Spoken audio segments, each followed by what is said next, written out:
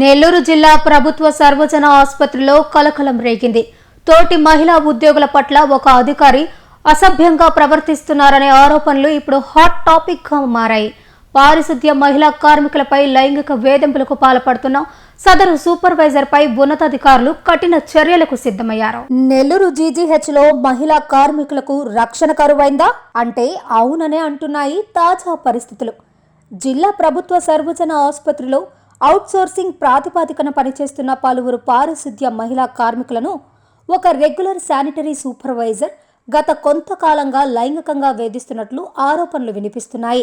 సదరు సూపర్వైజర్ పెడుతున్న ఇబ్బందులను భరించలేక బాధితులు ఆసుపత్రి సూపరింటెండెంట్ డాక్టర్ మాధవికి ఫిర్యాదు చేశారు. ఈ ఫిర్యాదును తీవ్రంగా పరిగణించిన సూపరింటెండెంట్ ప్రాథమిక విచారణ అనంతరం సదరు రెగ్యులర్ సూపర్వైజర్ కు షోకాజ్ నోటీసులు జారీ చేశారు. 2 రోజుల్లోగా విచారణ ఇవ్వాలని, లేని పక్షంలో కఠిన చర్యలు తీసుకుంటామని ఆదేశించారు. ఈ ఘటన ఆసుపత్రి వర్గాల్లో తీవ్ర సంచలనంగా మారింది.